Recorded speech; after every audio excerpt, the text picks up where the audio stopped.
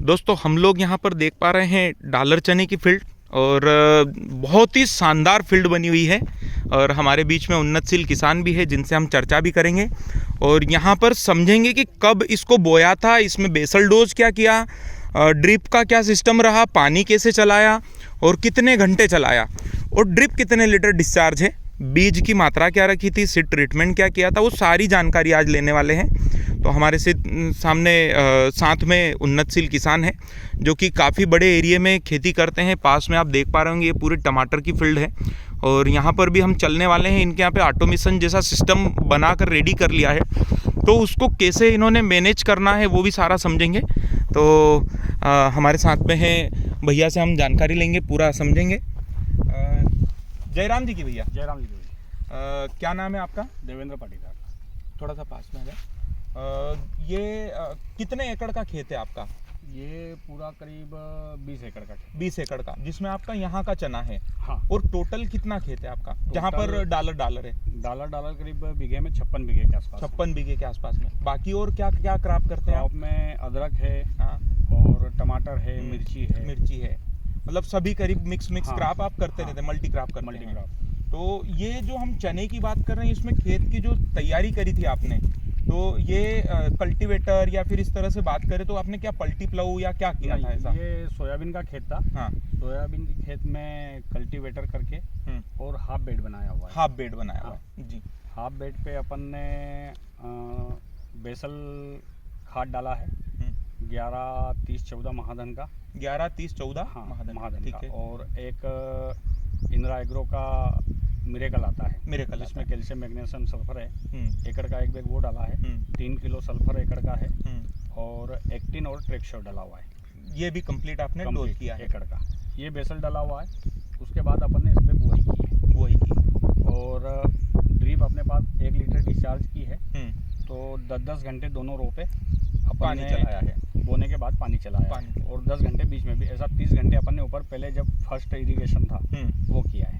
ठीक है। तो आपने सीड ट्रीटमेंट कुछ किया था क्या? सीड ट्रीटमेंट अपन ने एवरगोल से किया था। एवरगोल से किया था। तो आपके यहाँ पर अभी ऑल ओवर जो क्रॉप दिख रही है एक जैसी दिख रही है, कहीं पर सूखना या ऐसा कुछ भी नहीं है? जो अभी इस साल कई सारे लोगों को स्ट्रगल करना पड़ रहा है उसके वजह से और खर्च भी बढ़ रहा है, तो ये चीज तो आपके यहाँ पे कुल मिला के नहीं दिख रही है। पूरे प्लाट में पूरे जितने भी अभी चने इस साल कहीं भी डंपिंग की शिकायत कहीं भी कोई नहीं। सीड रेट क्या रखा आपने? सीड रेट इसमें है 20 किलो, 20 किलो बीघे का मतलब 27,225 स्क्वायर फीट का 20 किलो आपका 20 किलो से 21 किलो के बीच में गया है। तो ये आपने हाथ से लगवाया या सीड ड्रिल से आपने बोया है? सीड ड्रिल से, जो पूना वाली सीड ड्रिल आती है। हाँ, ट्रैक्टर से बोया हुआ है। तो पहले आपने बेड बना दिया, बेसल कर दिया, बेसल करने के बाद बो दिया और ड्रिप से ये कर दिया। अभी कई सारे लोगों को फर्टिगेशन बहुत करना पड़ता है कि अच्छी क्रॉप बनाना है या फिर इस तरह की क्रॉप बनाना है, तो उसके लिए वाटर सोल्यूबल बहुत चलाते हैं। नहीं, 0 वाटर सोल्यूबल पे ये है पूरा। ये 0 वाटर सोल्यूबल पे है। दोस्तों आप समझिएगा कि कितना शानदार मैनेज किया है। अब हम पास से थोड़ा सा दिखाते हैं, इसको समझेंगे कि यहाँ पर कैसा माल लगा हुआ है, इसकी क्वांटिटी कैसी दिखाई दे रही है। तो मैं यहाँ पर आपको दिखाऊंगा। ये इस तरह से आप देखिए, ये पूरा लड़ी में लगा हुआ है और लड़ी के साथ साथ आप देख पा रहे होंगे इस तरह से पूरा लगा हुआ है और आगे भी कंटिन्यू है और यहाँ पर भी फ्लावर सेट हो रहा है। तो ये बहुत ही शानदार चीज़ है। अब हम समझने वाले हैं यहाँ पर कि जैसे भैया ने बताया कि इसमें पानी 30 घंटे फर्स्ट वाला पानी चलाया था। सेकेंड इरिगेशन कब किया था आपने? सेकेंड इरिगेशन 30 दिन में। सेकेंड इरिगेशन 30 दिन में, बीच में कोई पानी नहीं दिया? कोई पानी। ठीक है। और थर्ड इरिगेशन? सेकंड इरिगेशन अपन ने ऊपर ही किया था। हाँ। ड्रिप से। हाँ। उसको चलाया था अपन ने 8 घंटे 30 दिन पे। उसके बाद सारी ड्रिप उतार के अपन ने बीच में कर दी, बेड के नीचे उतार दी। और उसके बाद अपन ने 45 दिन में वापस 2 घंटे, फिर 55-60 दिन में 4 घंटे और अभी मैंने 2 दिन पहले इसमें 6 घंटे चलाई है। तो ये इस तरह से आपने ड्रिप का शेड्यूल रखा आपका पानी चलाने का। कोई फर्टिगेशन नहीं, 0। यहाँ पर एक चीज और देखेंगे हम, मैं दिखाना चाह रहा था। तो यहाँ पर आप देखिए कि ये 2 बेड है यहाँ पर बने हुए जहाँ पर सीड बोया हुआ है और ये बेड के बीच सेंटर की बात मैं कर रहा हूँ। तो यहाँ पर काफी अच्छी नमी है और ड्रिप को नीचे कर दिया है। तो दोस्तों ये कई समय से कई सारे अच्छे किसान जिनकी प्रैक्टिस है वो बता रहे हैं कि इसको नीचे कर देना चाहिए इस तरह से। ये नमी भी काफ़ी अच्छी है इसमें और यहीं पर जो भी चलाना है वो चलाना है। पर आपने सुना होगा कि भैया का कहना है कि जीरो फर्टिगेशन वाटर सोल्यूबल का है, तो ये बहुत ही अमेजिंग है। अब हम समझेंगे कि इसमें स्प्रे अभी तक क्या क्या दिया है। फर्स्ट इसमें 30 दिन में अपन ने दिया था प्रोक्लेम और टिल्ट और डार्मोलिन ग्रीन नागार्जुना का था बराबर, जिसमें कार्बन का भी परसेंटेज रहता है। एक स्प्रे वो दिया।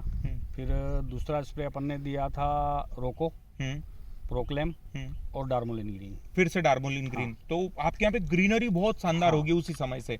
और थर्ड स्प्रे इसमें अपन ने अभी दे दिया है, वो भी दिया है प्रोक्लेम जो लिक्विड फॉर्म में आती है, लिब्रा के नाम से आती है 1.9% वाली, उसका स्प्रे दिया है। उसके साथ अपन ने लिया है मेटालेक्सिल 35% जो सीड के लिए ट्रीट करने के लिए आता है ना, उसको अपन ने लिया है। ठीक है। और उसके साथ डार्मोलिन रेड दिया है। ओके, तो लंबे समय तक ये ग्रीनरी बनी रहेगी, पॉड का साइज अच्छा बनेगा। और एक स्प्रे अपना इसमें अभी और देने वाले हैं, वो जाएगा फोलियर स्प्रे में 9-13-30 जो नागार्जुना का जो आता है 9-13-30 वो, प्लस कोरोजन, बस ये 2 लास्ट स्प्रे जाएगा इसमें। ये लास्ट स्प्रे जाएगा। तो दोस्तों हम समझ सकते हैं कि किस तरह से पानी को मैनेज किया है। और कई सारे लोगों की आज भी मानसिकता है कि हमें अगर ड्रिप चलानी है तो 4 लीटर ड्रिप होना चाहिए। और पानी का आपने यहाँ पर देखा तो हाफ बेड जैसे भैया ने बताया, तो इसको कुछ आपने चपटा किया था क्या बेड को? हाँ, बेड को पहले बना लिया। हाँ। और उसके बाद अपन